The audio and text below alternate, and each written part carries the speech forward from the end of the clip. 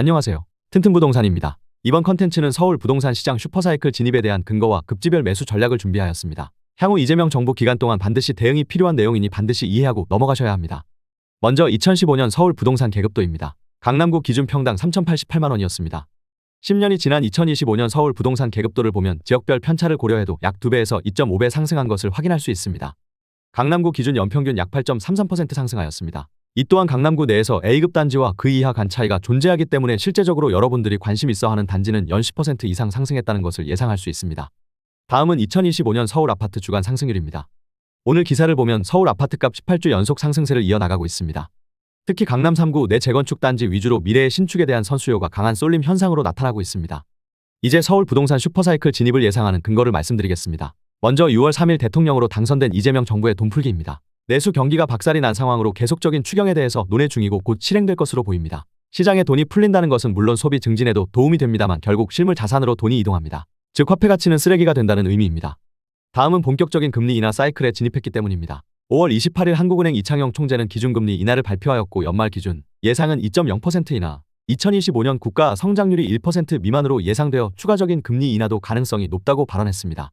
마지막으로 공급 부족에 의한 전 월세 상승으로 매매 수요로 이동이 예상됩니다. 연평균 서울 아파트 입주 물량은 약 4만 5천 호가 필요합니다. 넘치는 수준이 아닌 적정 물량입니다. 하지만 2026년부터 약 3년간 연평균 10,000호 이하의 공급량이 예정되어 있습니다. 2026년부터 공급량 부족이 이미 시장에 선반영이 되고 있습니다. 전셋값 상승과 전세 물량 부족, 그로 인한 월세의 급등이 현재 시장 상황입니다. 이러한 상황이 누적이 되는 경우 결국 누구나 거주할 집이 필요하기 때문에 매매 수요로 확산될 가능성이 높습니다. 이제 2025년 하반기 급지별 매수 전략을 공개합니다. 먼저 A급지인 서초 강남 용산 송파구에 대해서 알아보겠습니다. 국평 기준 40억 이상은 1% 이내 자산가들의 영역입니다. 우리가 전혀 신경 쓸 곳이 아닙니다. 100억 이상 보유하신 분들은 토어제 지역 A급 단지의 경우 언제든 매수가 가능한 상황입니다. 30억, 40억 사이의 단지의 경우 현재 약간 단기 과열에 의해서 하반기까지 추가 규제 여부 및 영향을 확인하는 것이 좋습니다.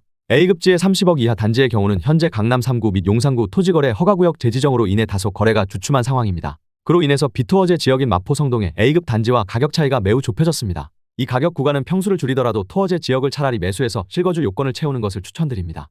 다음은 B급지입니다. 2025년 5월 가장 뜨거운 성동, 마포, 양천, 강동구 등 서울의 허리라인으로 주거선호 단지가 많은 지역입니다.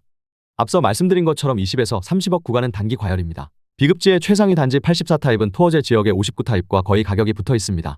이런 경우 저라면 토어제 지역 매수합니다. 15에서 20억 구간은 주변 단지와 시세 비교하면서 신축이나 준신축 위주의 매수 추천드립니다.